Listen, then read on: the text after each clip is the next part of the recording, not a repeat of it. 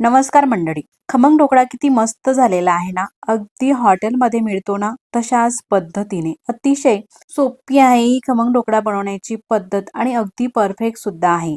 तुम्ही जर का पहिल्यांदा जरी खमंग ढोकळा हा बनवणार असाल तरी सुद्धा 100% मी खात्रीने सांगते अगदी परफेक्ट असाच होईल.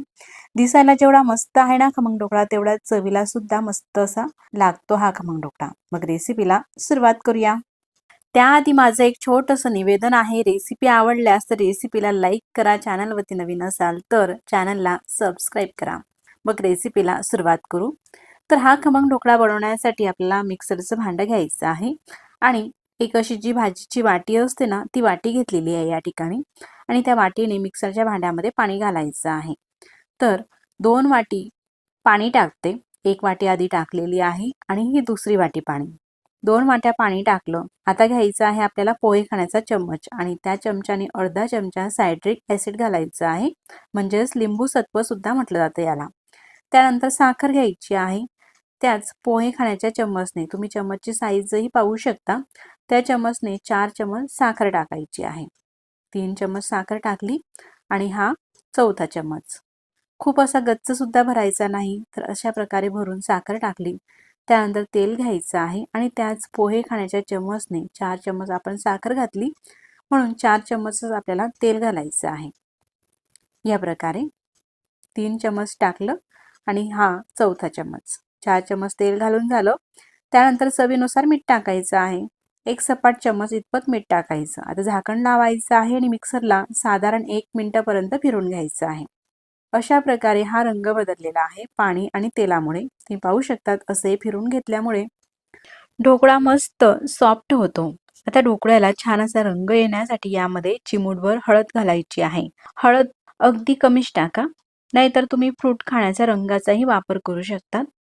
त्यानंतर ज्या वाटीने आपण पाणी घातलेलं आहे ना मिक्सरच्या भांड्यामध्ये त्याच वाटीने बेसन पीठ घ्यायचं आहे. पण बेसन पीठ घेताना असं घट्ट दाबून घ्यायचं आहे. दाबून घेतलेलं बेसन पीठ चाळणीने आपल्याला चाळून घ्यायचं आहे. म्हणून चाळणीमध्ये बेसन पीठ टाकलं आणि चाळून घ्यायचं आहे. बेसन पिठामध्ये काही गुठळ्या वगैरे असतात ते आपल्याला पूर्ण ह्या काढायच्या आहे. म्हणजे चाळल्यानंतरच ते बेसन अगदी स्मूथ असं होते. 1 वाटी बेसन पीठ हे चाळून घेतलेलं आहे. त्यानंतर दुसरी वाटी सुद्धा बेसन पीठ घ्यायचं आहे. दुसरी वाटी सुद्धा अशा प्रकारे दाबूनच घ्यायची आहे घट्ट. म्हणजे जे प्रमाण आहे ना ते अगदी परफेक्ट होतं. हे बेसन पीठ सुद्धा आपल्याला चाळून घ्यायचं आहे. बेसन पीठ घेताना खूप असं बारीकच घ्यायचं आहे आपल्याला, असं जाडसर वगैरे घेऊ नका. रेडीमेड बेसन पीठ घेतलं तर अतिच उत्तम. आता मिक्सरच्या भांड्यामध्ये हे 2 वाटी बेसन पीठ टाकायचं आहे. हा जो खमंग ढोकळा आहे ना अगदी झटपट होतो. जास्त भांड्यांचा राडाही होत नाही आणि काही नाही, बनवायला सुद्धा अतिशय सोपं आहे. झाकण लावते आणि मिक्सरला फिरून घ्यायचं आहे. अर्धा ते 1 मिनिटापर्यंत फिरून घेतलेला आहे. ते पाहू शकतात एकदम स्मूथ असं हे मिश्रण झालेलं आहे. हाताने फेटत बसायची काही गरज नाही. अर्ध्या मिनिटातच आपलं हे काम होत असते. तर आता खमंग ढोकळ्याच्या या पिठाची तुम्ही थिकनेसही पाहू शकता. इतपत हे पातळसर असायला हवं. जास्त घट्ट सुद्धा नाही आणि जास्त पातळ सुद्धा नाही. असं हे झाल्यानंतर ताट घेतलेलं आहे. ज्या ताटामध्ये आपल्याला खमंग ढोकळा करायचा आहे ते ताट घ्यायचं आणि त्याला थोडंसं तेल हे लावून घ्यायचं आहे. हाताने लावून घ्या किंवा ब्रशनेही तुम्ही लावू शकता हे तेल. ताटाला तेल लावण्याच्या आधीच गॅसवरती स्टीमर ठेवून घेतलेला आहे. त्यामध्ये पाणी टाकलेलं आहे. पाण्याला उकळी येत आहे. मध्ये स्टँड ठेवायचं आणि त्यावरती असं हे ताट ठेवायचं आहे तेल लावलेलं. आता या ढोकळ्याच्या मिश्रणामध्ये इनो घालते. म्हणून लेमन फ्लेवरचं 1 इनोचं सॅचेट घेतलेलं आहे आणि इनो टाकलेला आहे 1 सॅचेट. मिक्स करून घ्यायचं आहे. या ठिकाणी तुम्ही पाहू शकतात वेगळ्या भांड्यातही मिश्रण काढायची गरज नाही किंवा हातानेही फेटायची काही गरज नाही. चमच्याने मिक्स करून घेते. आधीचा रंगही तुम्ही पाहू शकतात मिश्रणाचा आणि आत्ता सुद्धा पाहू शकतात बेसनाचा. पीठ छान असं फुलून आलेलं आहे आणि रंग सुद्धा बदललेला आहे. आता या उकळत्या पाण्यामध्ये जे ताट ठेवून घेतलेलं आहे ना स्टँडवरती त्यावरती हे पीठ टाकायचं आहे मिश्रण. मिक्सरच्या भांड्याला काही मिश्रण हे चिटकते तर असं थोडंसं हाताने काढून घेऊ किंवा चमच्यानेही काढून घेऊ शकता. लगेचच त्यावरती झाकण ठेवायचं आहे आणि गॅसची फ्लेम मोठीच ठेवायची आहे. मोठ्या फ्लेमवरती साधारण 15 ते 16 मिनिटांसाठी असंच हे राहू द्यायचं आहे आणि त्यानंतर मी तुम्हाला आता ढोकळा दाखवते. साधारण 16 मिनिटं झालेले आहे.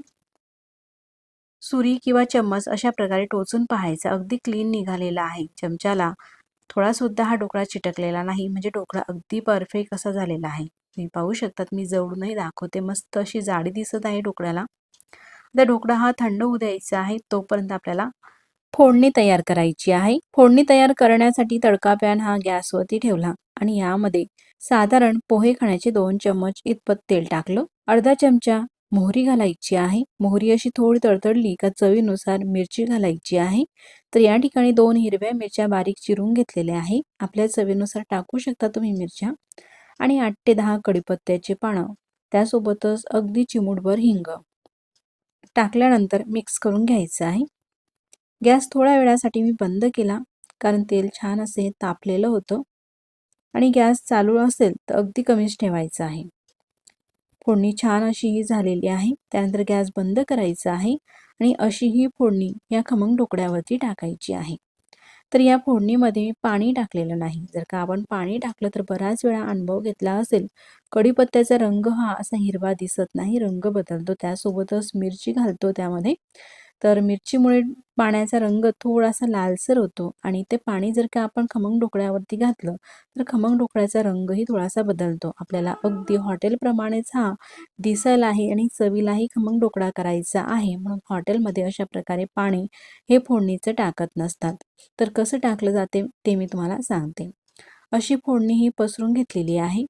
त्यानंतर एक बाउल घेतलं आणि त्यामध्ये अर्धा ग्लास पाणी टाकायचं आहे. आता तुम्ही बनवलेला खमंग ढोकळा हा कितपत आहे त्यानुसार पाणी घालायचं आणि त्या पाण्यामध्ये 2 चमचे साखर टाकायची आहे आणि विरघळून घ्यायची आहे.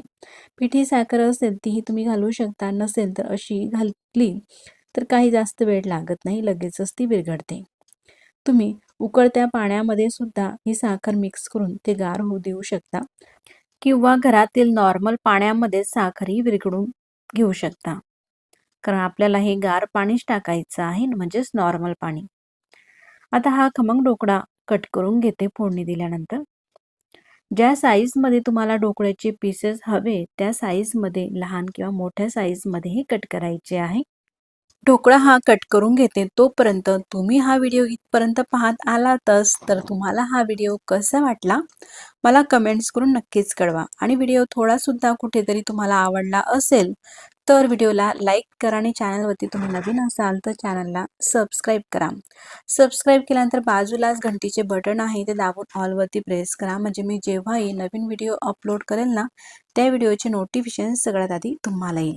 ढोकळ्याची कटिंग करून झालेली आहे. त्यानंतर हा ढोकळा मी तुम्हाला काढून दाखवते. तुम्ही पाहू शकतात किती मस्त असा हा फुलून आलेला आहे ढोकळा आणि दाबूनही दाखवते. मस्त असा स्पंजी हा खमंग ढोकळा झालेला आहे. रंगही किती मस्त असा दिसत आहे. छान अशी जाळीही पडलेली आहे. अगदी स्पंज प्रमाणेच लगेच हा ढोकळा दाबला जात आहे. एकच नाही तर सगळेच असे हे पीस मस्त झालेले आहे. बाकीचेही खमंग ढोकळे मी तुम्हाला काढून दाखवते. जसा हॉटेलचा खमंग ढोकळा असतो ना, मस्त असा जाडीदार आणि मोठे मोठे, तशाच प्रकारचा हा खमंग ढोकळा झालेला आहे. खमंग ढोकळा अगदी परफेक्ट येण्यासाठी जे रेडीमेड सम्राट म्हणा किंवा हिरा म्हणा हे बेसन पीठ येतं ना, त्या बेसन पिठाचा वापर करा, म्हणजे ढोकळा छान येतो. आणि घरी दळलेलं असेल तर बारीकच दळून घ्या. दळताना मात्र लहान गिरणीवरती दळा, म्हणजे त्यामध्ये गव्हाचं किंवा ज्वारीचं हे जे पीठ असतं ना गिरणीमध्ये अडकलेलं ते यायला नको, म्हणजे ढोकळा असं नक्कीच होईल. आता यामध्ये पाणी कसं घालायचं ते मी तुम्हाला सांगते. अशी ही फोडणी द्यायची. आपण जेव्हा हा खमंग ढोकळा घरात बनवतो तर घरात सगळे व्यक्ती खाणारे नसतातच. एक केव्हा येतं तर दुसरी व्यक्ती केव्हा येते. तर अशा वेळेस सगळ्या खमंग ढोकळ्यावरती आपल्याला पाणी टाकायचं नाही. तर जेवढे आपल्याला हे ढोकळे खायचे आहे लगेचच तेवढे हे पीस प्लेटमध्ये घ्यायचे आहे आणि त्या प्लेटमध्येच पाणी टाकायचं आहे जे आपण गोड केलेलं आहे ते. आणि बाकीचे हे जे ढोकळे आहे ना तसेच राहू द्यायचे आहे. जेव्हाही ज्या व्यक्तीला खमंग ढोकळे खायचे आहे त्यावेळेस मग पाणी टाकू द्यावरती. आता या प्लेटमध्ये मी हे 5 खमंग ढोकळे ठेवले. आता हे गोड केलेलं पाणी अशा प्रकारे खमंग ढोकळ्यावरती टाकायचं आहे आणि मग खायचं आहे. अगदी हॉटेलमध्ये मिळतो ना जसा ज्युसली स्पंजी खमंग ढोकळा तशाच पद्धतीचा हा खमंग ढोकळा होत असतो.